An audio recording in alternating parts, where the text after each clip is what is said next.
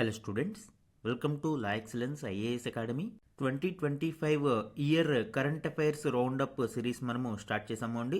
ఇందులో భాగంగా January current affairs అనేవి మనము లాస్ట్ క్లాస్లో కంప్లీట్ చేసాము. అండ్ ఈరోజు మనము ఫిబ్రవరి 2025కి సంబంధించిన కరెంట్ అఫైర్స్ కంపైలేషన్ అనేది చూద్దాము. Polity, governance, science and technology, economy and finance, especially budget highlights, అలానే ఇంటర్నేషనల్ రిలేషన్స్, దానితో పాటు environment, sports, person in news, awards in news, places in news, ఇలాగా వివిధ కరెంట్ అఫైర్స్ గురించి మనము ఇక్కడ డిస్కస్ చేద్దాం. ముఖ్యంగా ఇందులో one liner current affairs important for all competitive exams compile చేయడం జరిగింది. అలానే ఇందులో కొన్ని టాపిక్స్కి ఎలాబరేటివ్ ఎక్స్ప్లెనేషన్ అవసరం అవుతుంది. అలాంటి టాపిక్స్కి డీటెయిల్డ్గా మనము ఇన్ఫోగ్రాఫిక్ ఇమేజెస్ని ఉపయోగించి డిస్కస్ చేయడం కూడా జరుగుతుంది. Okay, coming to the discussion. కేంద్ర ఆర్థిక మంత్రి నిర్మలా సీతారామన్ ఫిబ్రవరి 1న 2025-26 ఆర్థిక సంవత్సరానికి 50.65 లక్షల కోట్ల అంచనాలతో లోక్సభలో భారీ బడ్జెట్ను ప్రవేశపెట్టారు. బడ్జెట్ అంచనాలు 50 లక్షల కోట్లు దాటడం ఇదే తొలిసారి. బడ్జెట్ 25-26 మరియు ఎకనామిక్ సర్వే 24-25 ఈ రెండింటికి సంబంధించి మనము ఈ ఇయర్ రౌండప్ సిరీస్ పూర్తయిన తర్వాత 2-3 క్లాసెస్ స్పెషల్గా తీసుకుందామండి. పూర్తిగా డీటెయిల్డ్గా మనము ఆ క్లాసెస్లో డిస్కస్ చేద్దాము. ఇప్పుడు మేజర్ హైలైట్స్, బడ్జెట్ 25-26లోని మేజర్ హైలైట్స్ గురించి ఒకసారి చూద్దాం. యూనియన్ బడ్జెట్ 25-26కి జ్ఞాన్ అనే ఒక థీమ్ ఇవ్వడం జరిగింది. జ్ఞాన్ అంటే ఏంటండి? జీ అంటే గరీబ్, వై అంటే యూత్, ఏ అంటే అన్నదాత, ఎన్ అంటే నారి. గరీబ్ అంటే పూర్, పేద ప్రజలు ఎవరైతే ఉన్నారో వారిని గరీబ్ అంటాము. అండ్ యూత్, అన్నదాత అంటే రైతులకు సంబంధించి, నారి అంటే స్త్రీలకు సంబంధించి. సో ఈ యూనియన్ బడ్జెట్ 25-26లో కీ ఫోకస్ ఏరియాస్ మనం చూస్తే జ్ఞాన్, గరీబ్, యూత్, అన్నదాత అండ్ నారీ, వీటిని కీ ఫోకస్గా చూస్తూ డెవలప్మెంట్ మెజర్స్ మనము ఈ బడ్జెట్లో చూస్తే spurring agricultural growth and productivity, వ్యవసాయ ఉత్పాదకతను పెంచడం కోసము, and taking everyone together on an inclusive growth path, సమ్మిళిత వృద్ధి బాట వైపు ప్రయాణించడానికి అందరినీ మమేకంగా తీసుకువెళ్లడం, supporting MSMEs, micro small medium ఎంటర్ప్రైజెస్కు చేయూతను అందించడం, నర్చరింగ్ ఇన్నోవేషన్, ఆవిష్కరణలను ప్రోత్సహించడం, ఎనేబులింగ్ ఎంప్లాయ్మెంట్ డెవలప్మెంట్, ఉద్యోగ కల్పనకు సాధ్యమయ్యే అభివృద్ధిని సాధించడం. ఇప్పటి వరకు మనకి జాబ్లెస్ గ్రోత్ అనేవారు, అంటే మనకి గ్రోత్ ప్రొజెక్షన్స్ ఉన్నా కానీ అవి ఉపాధి కల్పనకు ఉపయోగపడేవి కాదు అని. కాబట్టి ఇప్పుడు ఎంప్లాయ్మెంట్ లెడ్ డెవలప్మెంట్ని సాధించాలి. And building rural prosperity and resilience, గ్రామీణ ప్రాంతాలను అభివృద్ధి చేయాలి. Investing in people, economy and innovation, ముఖ్యంగా హ్యూమన్ రిసోర్సెస్లోను, ఇన్నోవేషన్లోను, ఆర్థిక వ్యవస్థలోను ఎక్కువ పెట్టుబడులను ప్రోత్సహించాలి. సెక్యూరింగ్ ఎనర్జీ సప్లైస్, ఇంధన భద్రత కొరకు, అండ్ ప్రమోటింగ్ ఎక్స్పోర్ట్స్, ఎగుమతులను ప్రోత్సహించడం, ఇవన్నీ కూడా వివిధ డెవలప్మెంట్ మెజర్స్గా మనం చూడవచ్చు. అలానే ఈ బడ్జెట్లోని కొన్ని కీ గణాంకాలను మనము ఇప్పుడు చూద్దాము అండి. బడ్జెట్ అట్ ఏ గ్లాన్స్, మనకి రిసిప్ట్స్ అండ్ ఎక్స్పెండిచర్ ఏ విధంగా ఉంది అనేది చూద్దాము. ఏ బడ్జెట్లో అయినా మేజర్గా మనం చూడాల్సింది ఆదాయం ఎంత వస్తుంది, ఖర్చులు ఎంత జరుగుతున్నాయి. ఈ రిసిప్ట్స్లో కూడా రెండు విధాలుగా ఉంటాయి. ఒకటి రెవెన్యూ, రెండవది క్యాపిటల్. అలానే ఎక్స్పెండిచర్లో కూడా రెండు ఉంటాయి, revenue and capital. Revenue receipts అంటే మనకి మనీ వస్తుంది కానీ దాని వలన లైబిలిటీ కానీ అసెట్ కోల్పోవడం కానీ జరగదు. ఇవి regular income. Example taxes like income tax, corporate tax, GST, customs duty ఇలాంటివి. And non tax revenue like interest from loans given, dividends from public sector units, fees, fines, ఇవన్నీ కూడా మనకి రెవెన్యూ రిసిప్ట్స్లోకి వస్తాయి. ఇక క్యాపిటల్ రిసిప్ట్స్ అంటే ఏదైనా liability, అంటే రుణము తీసుకోవడం వలన వచ్చే మనీ కానీ, లేదా ఏదైనా ఒక ఎసెట్ని కోల్పోయి, అంటే ఏదైనా పిఎస్యూని అమ్మివేయడం ద్వారా కానీ, లేదా డిజిన్వెస్ట్మెంట్ ద్వారా కానీ వచ్చే మనీని మనము క్యాపిటల్ రిసిప్ట్స్ అంటాము. ఆర్థిక వ్యవస్థలో రెవెన్యూ రిసిప్ట్స్ ఎక్కువ బాగుంటే ఎకానమీ అనేది బాగుంటుంది. ఇక్కడ మనము ట్రెండ్స్ చూద్దాము అండి. 2023-24 యాక్చువల్స్ చూస్తే 27,29,036 కోట్ల రూపాయలు రెవెన్యూ రిసిప్ట్స్ అనేవి చూడవచ్చు. అండ్ 24-25 మనం చూస్తే 31,29,200 కోట్ల రూపాయలు. అండ్ 24-25 రివైజ్డ్ ఎస్టిమేట్స్ని మనం చూస్తే 30,87,960 కోట్ల రూపాయలు. అండ్ 25-26 బడ్జెట్ ఎస్టిమేట్స్ ప్రకారం మనం చూస్తే 34,20,409 కోట్ల రూపాయలు అంచనా 2025-26 ఆర్థిక సంవత్సరానికి గాను. ఇక క్యాపిటల్ రిసిప్ట్స్ ని మనం చూస్తే 17,14,411 కోట్ల రూపాయలు. అండ్ 2024-25లో 16,91,312 కోట్ల రూపాయలు. అండ్ 24-25 రివైజ్డ్ ఎస్టిమేట్స్ ప్రకారం 16,28,527 కోట్ల రూపాయలు. అండ్ ఈ ఇయర్ 25-26 బడ్జెట్ ఎస్టిమేట్స్ ప్రకారం అంచనా 16,44,936 కోట్ల రూపాయలు అనేది అంచనాగా మనం చూడవచ్చు. ఇది రిసీప్ట్స్కి సంబంధించి. ఇంకా ఎక్స్పెండిచర్ విషయంలో కూడా రెండు ఉంటాయి, రెవెన్యూ మరియు క్యాపిటల్. రెవెన్యూ ఎక్స్పెండిచర్ అంటే ఎక్కువగా షార్ట్ టర్మ్ ఎక్స్పెండిచర్గా మనం చెప్పవచ్చు. Day to day running costs, maintenance, administrative expenses ఇవన్నీ కూడా మనము రెవెన్యూ ఎక్స్పెండిచర్లో చూడవచ్చు. Like salaries, pensions, interest payment on loans, defence spending, subsidies ఇవన్నీ కూడా మనకి ఈ రెవెన్యూ ఎక్స్పెండిచర్లో జరుగుతాయి. ఇవి ఎక్కువగా అడ్మినిస్ట్రేటివ్ ఎక్స్పెన్సెస్ ఉంటాయండి. ఇక క్యాపిటల్ ఎక్స్పెండిచర్లో అసెట్ క్రియేషన్ జరుగుతుంది, లాంగ్ టర్మ్ ఎక్స్పెండిచర్ ఇది. సో ఎప్పుడు కూడా మనకి క్యాపిటల్ ఎక్స్పెండిచర్ ఇంపార్టెంట్. ఎక్కువ క్యాపిటల్ ఎక్స్పెండిచర్ ఉంటే ఆర్థిక వ్యవస్థకు ఈ మౌలిక వసతుల సదుపాయాలు మెరుగయ్యి మరింత బలోపేతం అవ్వడానికి అవకాశం ఉంటుంది. కానీ ఇక్కడ మనం అబ్జర్వ్ చేస్తే రెవెన్యూ ఎక్స్పెండిచర్కి క్యాపిటల్ ఎక్స్పెండిచర్కి ఎంత డిఫరెన్స్ ఉంది అనేది జస్ట్ మనము గ్రాఫికల్ రిప్రజెంటేషన్ చూస్తేనే అర్థమైపోతుంది. 23-24 యాక్చువల్స్ మనం చూస్తే రెవెన్యూ ఎక్స్పెండిచర్ 34,94,252 కోట్ల రూపాయలు. అండ్ 24-25 బడ్జెట్ ఎస్టిమేట్స్ 37,09,401 కోట్ల రూపాయలు. అండ్ 24-25 రివైజ్డ్ ఎస్టిమేటే చూస్తే 36,98,058 కోట్ల రూపాయలు. అండ్ ఈ ఇయర్ 25-26 బడ్జెట్ ఎస్టిమేట్స్ అంచనా ప్రకారం 39,44,255 కోట్ల రూపాయల వ్యయం అనేది రెవెన్యూ ఎక్స్పెండిచర్ జరుగుతుంది అనేది అంచనా. ఇక క్యాపిటల్ ఎక్స్పెండిచర్ మనం చూస్తే 23-24 యాక్చువల్స్ 9,49,195 కోట్ల రూపాయలు.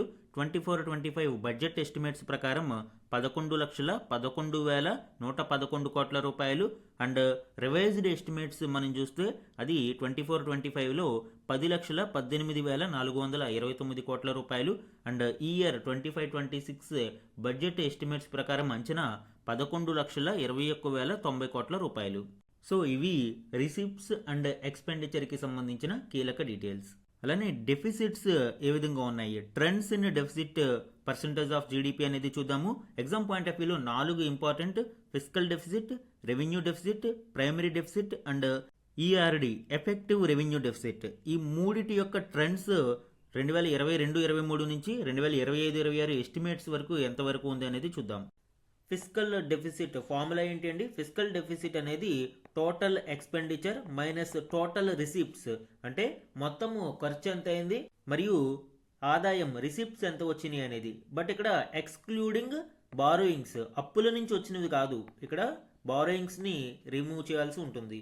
సో ఇది ఫిస్కల్ డెఫిసిట్ మనము చూస్తే 2022-23లో 6.4%గా ఉండగా 2023-24 5.6% అండ్ 24-25 రివైజ్డ్ ఎస్టిమేట్స్ ప్రకారం 4.8%కి తగ్గింది.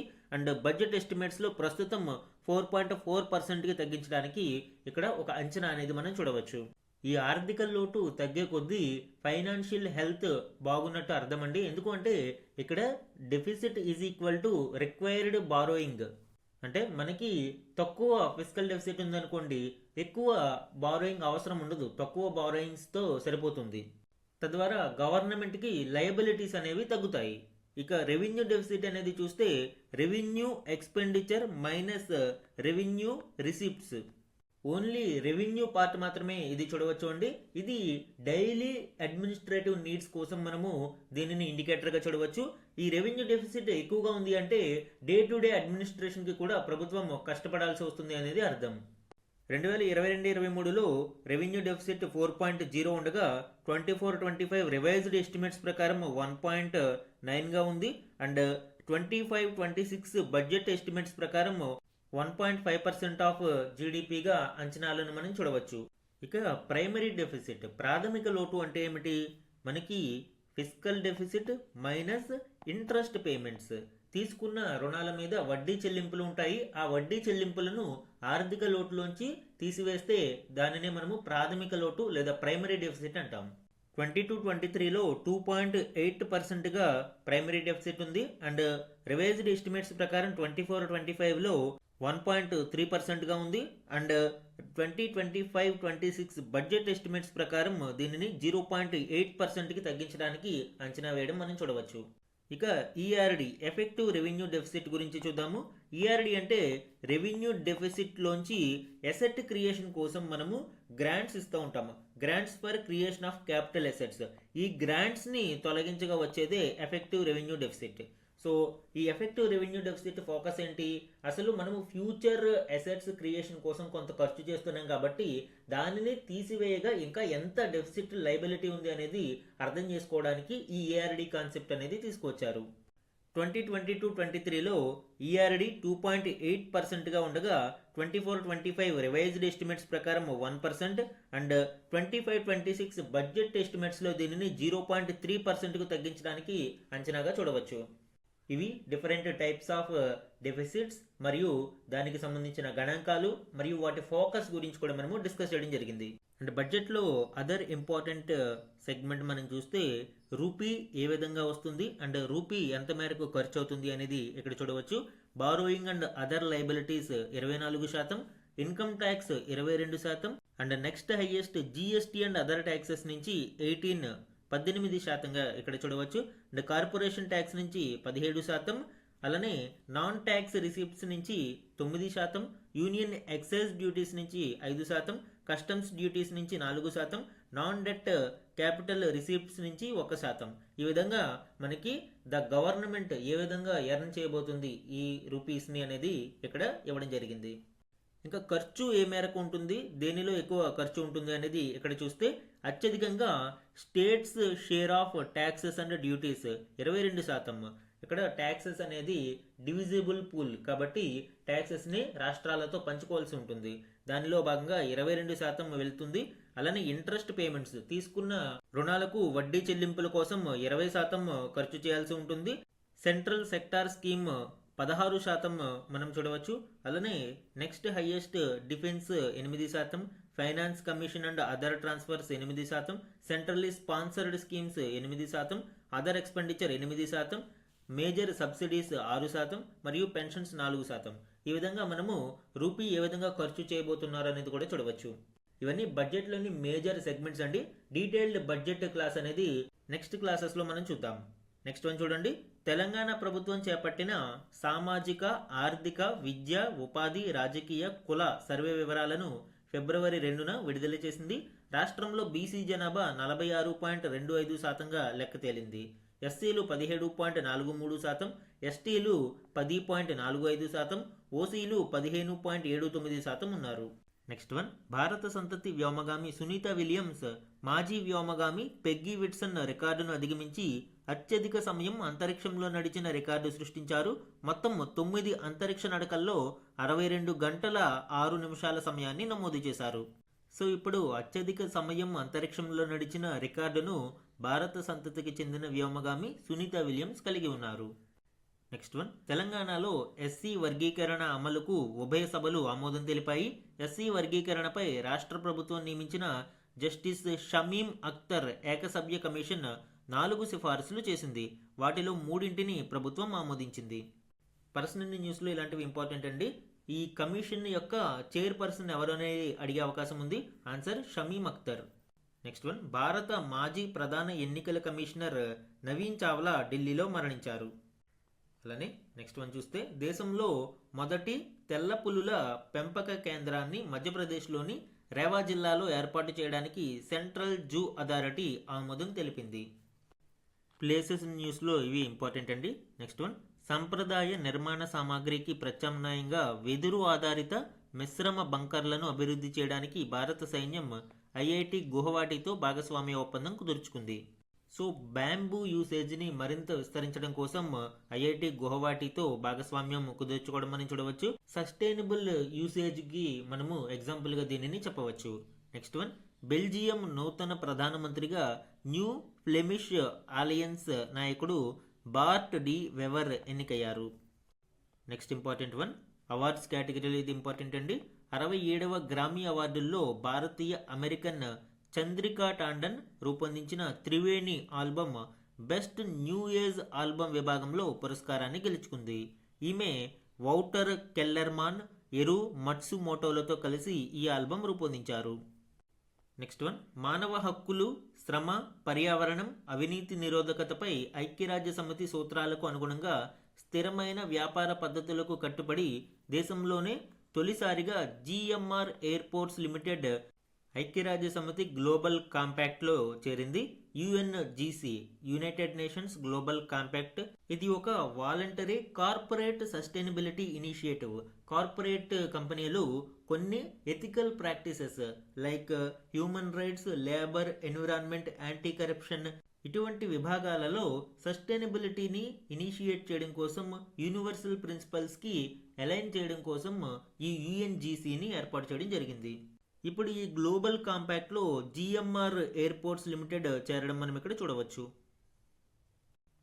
నెక్స్ట్ వన్ చూడండి, దక్షిణాఫ్రికాలోని జోహన్నెస్బర్గ్లో దక్షిణార్ధగోళంలోనే అతిపెద్ద హిందూ దేవాలయాన్ని ప్రారంభించారు. బోచా సన్వాసి అక్షర పురుషోత్తం స్వామినారాయణ సంస్థ బహుళ సాంస్కృతిక కేంద్రంలో భాగంగా ఈ హిందూ ఆలయాన్ని నిర్మించింది. దక్షిణార్ధగోళంలోనే అంటే ఇది ఓన్లీ సదర్న్ హెమిస్ఫియర్కి సంబంధించి మాత్రమే ఇక్కడ చూడవచ్చు. మరి ప్రపంచంలోనే అతిపెద్ద హిందూ దేవాలయం ఎక్కడ ఉంది? కాంబోడియాలో ఉన్న అంకోర్ వాట్ ప్రపంచంలోనే అతిపెద్ద దేవాలయం. సో కాంబోడియా ఎక్కడ ఉంది అండి? మనకి నార్దర్న్ హెమిస్ఫియర్లో ఉంది. సో నార్దర్న్ హెమిస్ఫియర్లో ఉంది కాబట్టి ఇక్కడ దక్షిణార్ధగోళంలోనే అతిపెద్ద దేవాలయం దక్షిణాఫ్రికాలోని జోహన్నెస్బర్గ్లో ఉంటే, మొత్తం ప్రపంచవ్యాప్తంగా అతిపెద్ద దేవాలయం ఉత్తరార్ధగోళంలో ఉంది, అది కూడా Cambodia Angkor what temple. Next one, భారత సైన్యం కోల్కతాలోని తూర్పు కమాండ్ ప్రధాన కార్యాలయమైన ఫోర్ట్ విలియం పేరును విజయదుర్గగా మార్చింది. ఈ ఫోర్ట్ విలియం అనేది భారతదేశంలో బ్రిటిష్ వాళ్ళకి ఉన్న అత్యంత శక్తివంతమైన ఫోర్ట్స్లో ఒకటిగా చెప్పవచ్చు. కోల్కతాలో ఉంది ఇది. దీని కన్స్ట్రక్షన్ 1696లో మొదలుపెట్టారు ఫస్ట్ ఫేజ్. అంటే తర్వాత 1756లో దీనిని రీబిల్డింగ్ చేయడం జరిగింది రాబర్ట్ క్లైవ్ డైరెక్షన్లో. అప్పటి బ్రిటిష్ రాజు కింగ్ విలియం III పేరు మీదుగా దీనికి ఫోర్ట్ విలియం అని నామకరణం చేశారు. నెక్స్ట్ వన్, 2025 అండర్-19 T20 మహిళల వరల్డ్ కప్ను భారత మహిళల జట్టు నెగ్గింది. ఫిబ్రవరి 2న దక్షిణాఫ్రికాతో జరిగిన ఫైనల్లో భారత్ 9 వికెట్ల తేడాతో నెగ్గింది. ఫైనల్ మలేషియాలోని కోలాలంపూర్లో జరిగింది. So under-19 T20 women world cup. So ఇక్కడ ఈ నామినిక్లేచర్ అనేది ఇంపార్టెంట్ మనకి. నెక్స్ట్ వన్, ప్రపంచ ఆరోగ్య సంస్థ నుంచి వైదొలుగుతున్నట్లు అర్జెంటీనా ప్రకటించింది. దేశాధ్యక్షుడు జేవియర్ మిలే ఈ ప్రకటన చేశారు. ఇటీవల చాలా దేశాలు గ్లోబల్ ఇన్స్టిట్యూషన్స్ నుంచి బయటకు వచ్చేస్తూ ఉన్నాయి. అందులో భాగంగానే మనం ఇక్కడ అర్జెంటీనా WHO నుంచి బయటికి రావడం చూడవచ్చు. నెక్స్ట్ వన్, అంతర్జాతీయ క్రికెట్ కౌన్సిల్ పురుషుల ఛాంపియన్స్ ట్రోఫీ 2025 కోసం జీతో బాజీ ఖేల్కే అనే థీమ్ సాంగ్ను విడుదల చేసింది. దీన్ని ప్రఖ్యాత పాకిస్తానీ గాయకుడు ఆతిఫ్ అస్లాం పాడాడు. ఈ 2025 ఛాంపియన్స్ ట్రోఫీకి పాకిస్తాన్ ఆతిథ్యం ఇచ్చింది. అయితే భారతదేశం మాత్రం పాకిస్తాన్లోకి వెళ్ళి మ్యాచ్లు ఆడలేదు. భారత్తో ఉన్న మ్యాచ్లన్నీ కూడా న్యూట్రల్ వెన్యూ అయిన దుబాయ్లో నిర్వహించారు. అలానే ఈ 2025 ఎడిషన్ ఛాంపియన్స్ ట్రోఫీని భారత జట్టు విజయం సాధించింది. నెక్స్ట్ క్లాసెస్లో దాని గురించి కూడా చూద్దాం. నెక్స్ట్ వన్, ప్రపంచంలోనే తొలిసారిగా ఆస్ట్రేలియాలోని క్వీన్స్లాండ్ విశ్వవిద్యాలయ పరిశోధకుల నేతృత్వంలో ఇన్ విట్రో ఫెర్టిలైజేషన్ ద్వారా కంగారు పిండాలను విజయవంతంగా సృష్టించారు. IVF అనేది ఒక అసిస్టెడ్ రీప్రొడక్టివ్ టెక్నిక్ అండి. దీనిలో ఫీమేల్ ఎగ్స్ని మేల్ స్పెర్మ్తో ల్యాబ్లో ఫెర్టిలైజ్ చేయడం జరుగుతుంది. తద్వారా వచ్చిన ఎంబ్రియోని తిరిగి మళ్ళీ ఫీమేల్ శరీరంలోకి ప్రవేశపెడతారు. దీనినే ఇన్విట్రో ఫెర్టిలైజేషన్ టెక్నిక్ అని పిలుస్తాము. ఇప్పుడు ఈ పద్ధతిలో మొట్టమొదటిసారిగా ఆస్ట్రేలియాలోని క్వీన్స్లాండ్ యూనివర్సిటీ పరిశోధకులు కంగారు పిండాలను విజయవంతంగా సృష్టించారు. నెక్స్ట్ వన్, పనామా అధికారికంగా China belt and road initiative నుంచి వైదొలిగింది. అధ్యక్షుడు జోస్ రౌల్ ములినో ఈ ప్రకటన చేశారు. చాలా దేశాలు చైనా యొక్క ఈ బెల్ట్ అండ్ రోడ్ ఇనిషియేటివ్ నుంచి వైదొలుగుతూ ఉన్నాయి. ఎందుకు అంటే డెట్ బర్డెన్ అనేది బాగా పెరిగిపోతూ ఉండడము, ఇన్ఫ్రాస్ట్రక్చర్ కాస్ట్స్ అనేవి ముందు అనుకున్న దానికంటే ఎన్నో రెట్లు పెరుగుతూ ఉండడం, దీని కారణంగా చాలా ప్రభుత్వాలు అయిష్టం చూపిస్తూ ఉన్నాయి. అండ్ ఇప్పుడు పనామా ఈ బెల్ట్ అండ్ రోడ్ ఇనిషియేటివ్ నుంచి అధికారికంగా బయటికి వైదొలిగింది. నెక్స్ట్ వన్, బిమ్స్టెక్ యువజన సదస్సును ఫిబ్రవరి 7 నుంచి 11 వరకు గుజరాత్లోని గాంధీనగర్లో నిర్వహించారు. బంగ్లాదేశ్, భూటాన్, ఇండియా, మయన్మార్, నేపాల్, శ్రీలంక, థాయిలాండ్లు ఈ సదస్సుకు హాజరయ్యాయి. ఫిబ్రవరి 8న ఢిల్లీ అసెంబ్లీ ఎన్నికల ఫలితాలు వెల్లడయ్యాయి. మొత్తం 70 అసెంబ్లీ స్థానాలకు 48 చోట్ల భాజపా అభ్యర్థులు గెలుపొందారు. ఢిల్లీ ఎలక్షన్ రిజల్ట్ గురించి ఇక్కడ చూడవచ్చు అండి. అండ్ ఢిల్లీలో బీజేపీ విజయం సాధించి రేఖా గుప్తా సీఎంగా ప్రమాణ స్వీకారం చేశారు. నెక్స్ట్ వన్ చూడండి, ఫిబ్రవరి 10న బెంగళూరులో 15వ ఏరో ఇండియా వైమానిక ప్రదర్శనను రక్షణ మంత్రి రాజ్నాథ్ సింగ్ ప్రారంభించారు. నెక్స్ట్ వన్, ఉక్కు, అల్యూమినియం దిగుమతులపై 25% సుంకాలు విధిస్తున్నట్లు అమెరికా అధ్యక్షుడు ట్రంప్ ప్రకటించారు. కెనడా, మెక్సికో సహా ప్రపంచ దేశాలన్నిటికీ కూడా ఇది వర్తిస్తుందని అన్నారు. ఫిబ్రవరి 9వ తేదీని గల్ఫ్ ఆఫ్ అమెరికా డేగా ట్రంప్ ప్రకటించారు. ఫిబ్రవరి 9వ తేదీన గల్ఫ్ ఆఫ్ మెక్సికో పేరును గల్ఫ్ ఆఫ్ అమెరికాగా పేరు మారుస్తూ ట్రంప్ ఎగ్జిక్యూటివ్ ఆర్డర్ మీద సంతకం పెట్టాడు. అండ్ దీనినే గల్ఫ్ ఆఫ్ అమెరికా డేగా ప్రకటించడం కూడా చూడవచ్చు. అయితే ప్రపంచమంతా కూడా ఇప్పుడు గల్ఫ్ ఆఫ్ మెక్సికోను గల్ఫ్ ఆఫ్ అమెరికా అని పిలవాలంటే ఆ రూల్ ఏం లేదు. బట్ అమెరికన్ అఫీషియల్ రికార్డ్స్లో మాత్రం తదుపరి మార్పు వచ్చే వరకు ఇది గల్ఫ్ ఆఫ్ అమెరికాగా కొనసాగనుంది. నెక్స్ట్ వన్, కృత్రిమ మేధస్సుపై కార్యాచరణ శిఖరాగ్ర సమావేశాన్ని ప్యారిస్లో నిర్వహించారు. ఫ్రాన్స్ అధ్యక్షుడు ఇమాన్యుయల్ మెక్రాన్, భారత ప్రధాని నరేంద్ర మోదీ ఈ సమావేశాన్ని సంయుక్తంగా అధ్యక్షత వహించారు. అంటే అసలు భవిష్యత్తులో ఏఐ మీద కార్యాచరణ ఏ విధంగా ఉండాలి, ఏ విధంగా ముందుకు వెళ్ళాలి అనే దాని మీద ఒక శిఖరాగ్ర సమావేశాన్ని ఇండియా, ఫ్రాన్స్ సంయుక్తంగా ప్రారంభించాయి. అండ్ ఈ సమావేశానికి ఫ్రాన్స్ అధ్యక్షుడు మాక్రాన్ మరియు ఇండియన్ ప్రైమ్ మినిస్టర్ మోదీ అధ్యక్షత వహించడం విశేషం. నెక్స్ట్ వన్ చూడండి, మొయితీ, కూకీ వర్గాల మధ్య జాతి హింస కారణంగా మణిపూర్ ముఖ్యమంత్రి ఎన్ బీరేన్ సింగ్ తన పదవికి రాజీనామా చేశారు. మనం చూసాం ఇటీవల మణిపూర్లో చాలా అత్యధిక హింస అనేది చెలరేగింది. మెయితీ మరియు కూకీ ట్రైబ్స్ మధ్య చెలరేగిన ఈ హింస మణిపూర్లో చాలా అన్రెస్ట్కి దారితీసింది. దీని ఫ్లాష్ పాయింట్ గురించి కూడా మనము ప్రీవియస్ క్లాసెస్లో చెప్పుకున్నాము. మణిపూర్ హైకోర్టు మెయితీ కమ్యూనిటీకి కూడా ఎస్టీ స్టేటస్ కల్పించాలి అని ఆర్డర్ ఇవ్వడం, ఇది ఒక ఇమీడియట్ ట్రిగ్గర్గా ఈ మణిపూర్ క్లాషెస్కి కారణంగా చెప్పవచ్చు. అయితే దీనిలో అనేక హిస్టారికల్ రీజన్స్ కూడా ఉన్నాయండి. ముఖ్యంగా plain versus hilly region people. ఈ మణిపూర్లో మెయితీ కమ్యూనిటీ ఎక్కువగా ప్లెయిన్ ఏరియాలో ఉంటారు. బట్ కూకీ మరియు నాగా ట్రైబ్స్ ఎక్కువగా హిల్లీ రీజియన్స్లో నివసిస్తారు. అలానే హిందూ, క్రిస్టియానిటీ, మెయితీస్ ఎక్కువగా హిందూ ధర్మాన్ని ఆచరిస్తే కూకీ మరియు నాగాస్ క్రిస్టియానిటీని ఫాలో అవుతారు. ఇవన్నీ కూడా ఇరు వర్గాల మధ్య ఘర్షణకు కారణమవుతూ ఉన్నాయి. నెక్స్ట్ ఇంపార్టెంట్ వన్ చూడండి, జాతీయ సఫాయి కర్మచారి కమిషన్, నేషనల్ సఫాయి కర్మచారి కమిషన్ కాలాన్ని 2025 మార్చి 31 నుంచి 3 సంవత్సరాల పాటు మార్చి 31, 2028 వరకు కొనసాగిస్తూ కేంద్ర ప్రభుత్వం నిర్ణయం తీసుకుంది. సఫాయి కర్మచారీస్ కోసం నేషనల్ కమిషన్ని ఏర్పాటు చేయడం జరిగింది. యాక్చువల్గా ఇది స్టాట్యూటరీ బాడీ కాదు అండి. దీనికి సంబంధించిన డీటెయిల్స్ కూడా చూద్దాము. ఈ నేషనల్ కమిషన్ ఫర్ సఫాయి కర్మచారీస్ యొక్క రీసెంట్ అప్డేట్ ఏంటి అండి, దీనిని మరొక 3 ఏళ్ల పాటు పెంచుతూ కేంద్రం నిర్ణయం తీసుకుంది.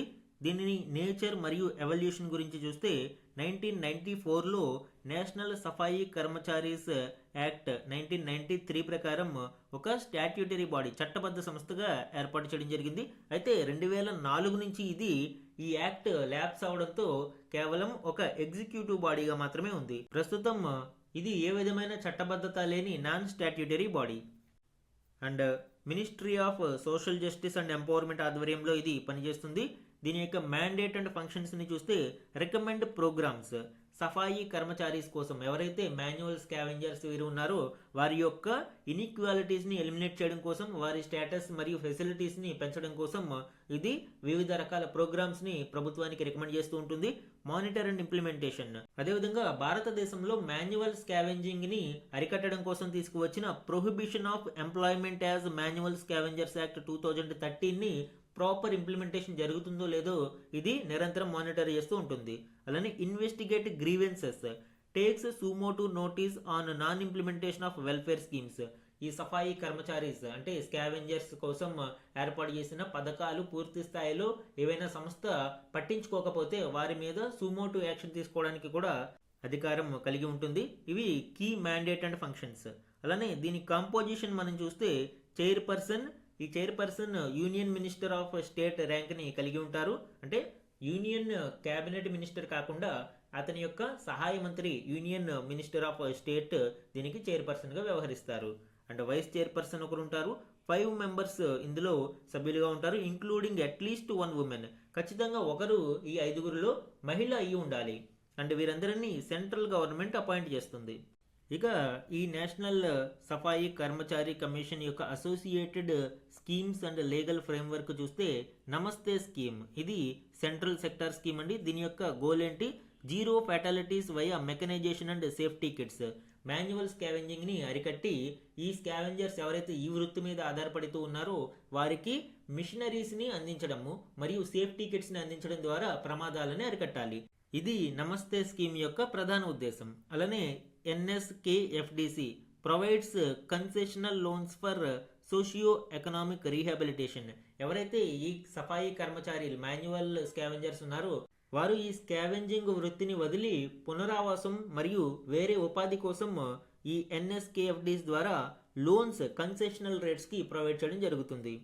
అలానే సుప్రీంకోర్టు రూలింగ్ 2023లో రీసెంట్గా మనం చూస్తే NCSK monitors 30 lakh compensation for sewer death cases. ఎవరైనా మురికి నాలాలలో పడి చనిపోయినా, ఎవరైతే ఈ సఫాయి కర్మచారీలు పని ప్రదేశాలలో ఈ స్కావెంజింగ్ యాక్టివిటీస్లో భాగంగా చనిపోయినా వారికి ఫ్యామిలీకి 30 లక్షల కాంపెన్సేషన్ ఇచ్చే విధంగా సుప్రీంకోర్టు తీర్పు ఇచ్చింది.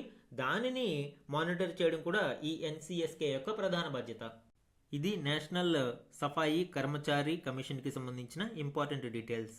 నెక్స్ట్ వన్, భారత్ ఈజిప్ట్ సైనిక దళాల సంయుక్త విన్యాసాల 3వ ఎడిషన్ సైక్లోన్ 3 రాజస్థాన్లోని మహాజన్ ఫీల్డ్ ఫైరింగ్ రేంజ్లో ఫిబ్రవరి 10 నుంచి 23 వరకు జరిగింది. ఈ మిలిటరీ ఎక్సర్సైజులు ఇంపార్టెంట్ అండి. మేబీ ఎగ్జామ్లో మ్యాచ్ ద ఫాలోయింగ్ కానీ లేదా కరెక్ట్ ఆర్ ఇన్కరెక్ట్ పేర్స్ గురించి కానీ ఇలాంటి క్వశ్చన్స్ అడిగే అవకాశం ఉంది. సో సైక్లోన్ 3 మిలిటరీ ఎక్సర్సైజ్ ఏ దేశాల మధ్య జరిగింది? ఇండియా మరియు ఈజిప్ట్. నెక్స్ట్ వన్, చంద్రయాన్ 3 మిషన్లో భాగంగా విక్రమ్ ల్యాండర్ దిగిన ప్రదేశం శివశక్తి భూమిపై జీవం ఆవిర్భవించిన నాటికన్నా పురాతనమైంది అని ఇస్రో శాస్త్రవేత్తలు గుర్తించారు. చంద్రుడి దక్షిణ ధ్రువానికి దగ్గరగా ఉన్న శివశక్తి ప్రాంత తొలి భౌగోళిక పటాన్ని భారత ఫిజికల్ రీసెర్చ్ ల్యాబొరేటరీ బృందం రూపొందించింది. దీన్ని విశ్లేషించిన శాస్త్రవేత్తలు ఆ ప్రాంతం దాదాపు 370 కోట్ల ఏళ్ల పూర్వం ఏర్పడింది అని అంచనా వేశారు. చంద్రయాన్ 3 మిషన్ని ఇస్రో చాలా సక్సెస్ఫుల్గా లాంచ్ చేయడం జరిగింది అండి. అండ్ ఆ మిషన్లో భాగంగా విక్రమ్ ల్యాండర్ దిగిన ప్రదేశానికి ఇటీవల శివశక్తి అని నామకరణం చేశారు. అయితే ఈ శివశక్తి అనేది భూమి మీద జీవం ఏర్పడిన నాటికంటే కూడా చాలా పూర్వమైనది అని ఇటీవల శాస్త్రవేత్తలు గుర్తించడం విశేషం.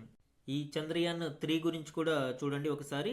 ఇండియాస్ చంద్రయాన్ 3 మూన్ మిషన్ అనేది landing site near lunar south pole, చంద్రుని దక్షిణ ధ్రువాన్ని చేరిన మొదటి దేశంగా భారత్ చరిత్ర సృష్టించింది. ఇందులో విక్రమ్ ల్యూనార్ ల్యాండర్ మరియు ప్రజ్ఞాన్ రోవర్ అనేవి ఉన్నాయి. ఈ రోవర్ అనేది చంద్రుని ఉపరితలం మీద పరిశీలన కోసం పంపించడం జరిగింది. ఈ రోవర్ పేలోడ్స్ని మనం చూస్తే spectrometer and spectroscope to derive elements present in lunar soil and rocks. చంద్రుని ఉపరితలం మీద ఉన్న రాళ్ళు మరియు మట్టిని విశ్లేషించి దానిలో ఉండే ఎలిమెంట్స్ని ఇక్కడ మనము అబ్జర్వ్ చేయడం కోసం ఈ పేలోడ్స్ని పంపించారు. అండ్ ఈ mission LVM Mark 3 launch vehicle ద్వారా లాంచ్ చేయడం జరిగింది అండి. భారతదేశం ఈ మిషన్ని సక్సెస్ఫుల్గా ప్రయోగించడంతో చంద్రుని దక్షిణ ధ్రువాన్ని చేరుకున్న మొదటి దేశంగా అవతరించడంతో పాటు చంద్రుని మీద సాఫ్ట్ ల్యాండింగ్ జరిపిన 4వ దేశంగా అవతరించింది. After Russia, US and China ఇప్పుడు 4వ దేశంగా భారతదేశం సాఫ్ట్ ల్యాండింగ్ నిర్వహించింది. ఇది చంద్రయాన్ 3 మిషన్కి సంబంధించిన ఇంపార్టెంట్ డీటెయిల్స్. నెక్స్ట్ వన్ చూడండి, భాషా సమ్మిళితత్వాన్ని ప్రోత్సహించడానికి లోక్సభ అనువాద సేవలకు బోడో, డోగ్రీ, మైథిలి, మణిపూరి, సంస్కృతం, ఉర్దూ భాషలను జోడిస్తున్నట్లు లోక్సభ స్పీకర్ ఓం బిర్లా ప్రకటించారు. ఇప్పటి వరకు అస్సామీ, బెంగాలీ, గుజరాతీ, కన్నడ, మలయాళం, మరాఠీ, ఒడియా, తమిళం, తెలుగు, హిందీ, ఇంగ్లీష్ భాషల్లో అనువాదం అందుబాటులో ఉంది. ఇప్పుడు మిగిలిన కొన్ని భాషలకు ఈ అనువాద సేవలను అందించడానికి నిర్ణయం తీసుకున్నారు. నెక్స్ట్ వన్, అంతర్జాతీయ క్రికెట్ కౌన్సిల్ నిషేధించిన తొలి మహిళా క్రికెటర్గా బంగ్లాదేశ్కు చెందిన షోహేలీ అఖ్తర్ నిలిచింది. ఈమె 2023 మహిళల T20 ప్రపంచ కప్ సందర్భంగా మ్యాచ్లను ఫిక్సింగ్ చేయడానికి ప్రయత్నించి దోషిగా తేలడంతో ఐసీసీ అన్ని రకాల క్రికెట్ ఫార్మాట్ల నుంచి 5 ఏళ్ల పాటు నిషేధం విధించింది. నెక్స్ట్ ఇంపార్టెంట్ వన్, అమెరికా పర్యటన సందర్భంగా ప్రధాని నరేంద్ర మోదీ ఫిబ్రవరి 14న వాషింగ్టన్లో అమెరికా అధ్యక్షుడు డొనాల్డ్ ట్రంప్తో సమావేశమయ్యారు. ఈ సందర్భంగా భారత్కు F-35 యుద్ధ విమానాలు విక్రయించేందుకు అమెరికా అంగీకరించింది. నెక్స్ట్ వన్, ఫిబ్రవరి 13న మణిపూర్లో రాష్ట్రపతి పాలన విధించారు. ప్రస్తుత శాసనసభ పదవీ కాలం 2027 వరకు ఉంది. ఇందాక మనం చెప్పుకున్నాము, మణిపూర్లో ఈ కూకీ మరియు మైతీ మధ్య చెలరేగిన హింస కారణంగా ముఖ్యమంత్రి రాజీనామా చేశారు అని, తదుపరి అక్కడ రాష్ట్రపతి పాలన విధించడం జరిగింది. Next one, Chinese academy of సైన్సెస్కు చెందిన institute of vertebrate paleontology and paleo ఆంథ్రపాలజీకి చెందిన ప్రొఫెసర్ వాంగ్ మిన్ నేతృత్వంలోని పరిశోధన బృందం చైనాలోని ఫుజియాన్ ప్రావిన్స్లో 2 జురాసిక్ యుగ పక్షి శిలాజాలను కనుక్కుంది. ఇవి 149 మిలియన్ సంవత్సరాల పురాతనమైనవని అంచనా. నెక్స్ట్ ఇంపార్టెంట్ వన్, గ్రీసు నూతన అధ్యక్షుడుగా కాన్స్టాంటైన్ టసౌలాస్ ఎన్నికయ్యారు. గ్రీసు తొలి మహిళా అధ్యక్షురాలు కాటెరినా సెకెల్లారో పౌలో స్థానంలో ఈయన ఎన్నికయ్యారు. నెక్స్ట్ వన్ ఇంపార్టెంట్ అండి, జాతీయ గిరిజన ఉత్సవం ఆది మహోత్సవ్ను భారత రాష్ట్రపతి ద్రౌపది ముర్ము ఫిబ్రవరి 16న న్యూఢిల్లీలో ప్రారంభించడం జరిగింది. న్యూఢిల్లీలోని మేజర్ ధ్యాన్ చంద్ నేషనల్ స్టేడియంలో ఈ ఉత్సవాన్ని నిర్వహించారు. ఫిబ్రవరి 24 వరకు ఈ ఉత్సవాలు నిర్వహించడం జరిగింది. నెక్స్ట్ వన్, ఒలింపిక్ పతక విజేత షూటర్ మను బాకర్కు BBC Indian sports women of the year 2024 award లభించింది. అవార్డ్స్ న్యూస్లో ఇవి ఇంపార్టెంట్ అండి. నెక్స్ట్ వన్, ఫిబ్రవరి 17న భారత తదుపరి ప్రధాన ఎన్నికల కమిషనర్గా జ్ఞానేష్ కుమార్ నియమితులయ్యారు. ఈయన 26వ సిఈసి, సో చీఫ్ ఎలక్షన్ కమిషనర్గా జ్ఞానేష్ కుమార్ నియమితులయ్యారు. అసలు చీఫ్ ఎలక్షన్ కమిషనర్ ఎంపిక ప్రక్రియ ఏ విధంగా జరుగుతుంది, అలానే ఆయన యొక్క qualification, tenure, pay and benefits, వీటి గురించి కూడా డిస్కస్ చేద్దాం. సిఈసి అండ్ ఈసీస్ అపాయింట్మెంట్ బిల్ 2023, దీనిని ఇక్కడ మనము చూడవచ్చు. ఇది చట్ట రూపంలోకి వచ్చింది. ఇప్పుడు ఇది బిల్ కాదు, యాక్ట్ రూపంలోనే ఉంది. సో చీఫ్ ఎలక్షన్ కమిషనర్ మరియు అదర్ ఎలక్షన్ కమిషనర్స్ని అపాయింట్ చేయడం కోసం ఒక చట్టాన్ని రూపొందించారు. ఎర్లియర్ ఇది పూర్తిగా కేంద్రం ఆధీనంలోనే ఉండేది. కాకపోతే సుప్రీంకోర్టు దీనిలో రిఫార్మ్స్ తీసుకురావాలి అని కేంద్రాన్ని విజ్ఞప్తి చేయడం అండ్ దానికి అనుగుణంగా కేంద్రం ఈ చట్టాన్ని తీసుకువచ్చారు. అయితే సుప్రీంకోర్టు ఈ సెలక్షన్ ప్రాసెస్లో సెలక్షన్ కమిటీ మెంబర్గా సిజిఐ కూడా ఉండాలి అని గైడ్ లైన్స్ ఇవ్వడం జరిగింది. అయితే కేంద్రం సిజిఐ ప్లేస్లో union cabinet minister nominated by prime మినిస్టర్ని ఇక్కడ చట్ట రూపంలో తీసుకువచ్చింది. హూ అపాయింట్స్, ఎవరు అపాయింట్ చేస్తారండి? ఆబ్వియస్లీ ప్రెసిడెంట్ ఆఫ్ ఇండియా, భారత రాష్ట్రపతి ఇక్కడ సిఈసిని అపాయింట్ చేస్తారు. కాకపోతే సెలక్షన్ కమిటీ ఇచ్చిన రికమెండేషన్ ఆధారంగా అపాయింట్మెంట్ అనేది జరుగుతుంది. సెలక్షన్ కమిటీలో ఎవరు సభ్యులుగా ఉంటారు? Prime minister, 1 union cabinet minister and leader of opposition. So వీరు ముగ్గురు సెలక్షన్ కమిటీలో మెంబర్స్గా చూడవచ్చు. అలానే names are short listed by a search committee headed by the cabinet secretary. Cabinet secretary ఆధ్వర్యంలోని సెర్చ్ కమిటీ ముందు 5 నేమ్స్ని షార్ట్ లిస్ట్ చేసి సెలెక్ట్ కమిటీకి పంపిస్తుంది. ఈ సెలెక్ట్ కమిటీ ఆ 5 నేమ్స్ నుంచి ఒక పేరును ఎంపిక చేసి రాష్ట్రపతికి పంపిన తర్వాత రాష్ట్రపతి వారిని చీఫ్ ఎలక్షన్ కమిషనర్గా నియమించడం జరుగుతుంది.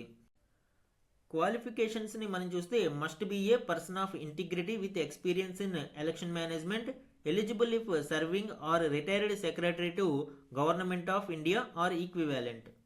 ఇక టెన్యూర్ విషయానికి వస్తే 6 years or until 65 years of age, whichever is earlier, no reappointment allowed.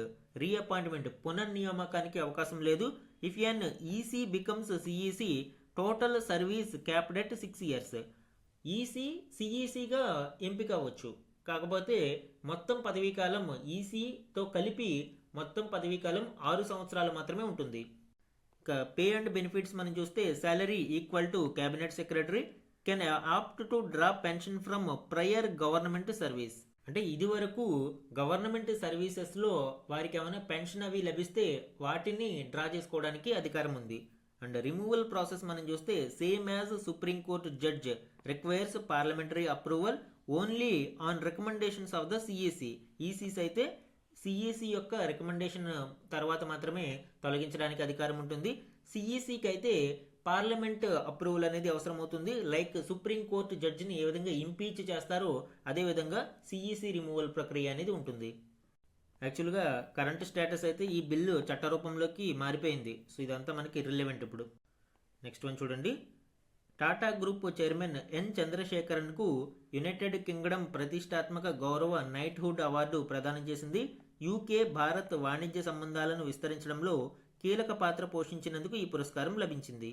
Next one. Delhi 9వ ముఖ్యమంత్రిగా ఫిబ్రవరి 20న రేఖా గుప్తా రామ్లీలా మైదానంలో ప్రమాణ స్వీకారం చేశారు. ఇందాకే చెప్పుకున్నాం దీని గురించి మనం. Next one. ఏపీలో కూటమి ప్రభుత్వం ఏర్పడ్డాక తొలి పూర్తి స్థాయి బడ్జెట్ను 2025-26కు గాను 3,22,359 కోట్లతో ఆర్థిక మంత్రి పయ్యావుల కేశవ్ ఫిబ్రవరి 28న శాసనసభలో ప్రవేశపెట్టారు. రాష్ట్ర బడ్జెట్ 3 లక్షల కోట్లను దాటడం ఇదే తొలిసారి. ఏపీ బడ్జెట్కి సంబంధించి ఇక్కడ ఇవ్వడం జరిగింది అండి. అలానే అంటూ స్వయం ప్రతిరక్షక రోగంగా గుర్తించిన మెదడు వాపు వ్యాధిని అంతర్జాతీయ ముప్పుగా ప్రపంచ ఆరోగ్య సంస్థ గుర్తించింది. సో ఇవి ఫిబ్రవరి కరెంట్ అఫైర్స్కి సంబంధించిన ఇంపార్టెంట్ డీటెయిల్స్ అండి. ఎగ్జామ్లో ఈ వన్ లైనర్ కరెంట్ అఫైర్స్ అడిగే అవకాశం ఎక్కువగా ఉంటుంది. అలానే దీనికి సంబంధించిన ఇంపార్టెంట్ ఎనాలిసిస్ అవసరమైన చోట కూడా మనము డీటెయిల్గా డిస్కస్ చేయడం జరిగింది. అండ్ నెక్స్ట్ క్లాస్లో మనము మార్చ్ కరెంట్ అఫైర్స్ కంపైలేషన్ చూద్దాము అండి. So February current affairs complete అయింది. Thank you for watching.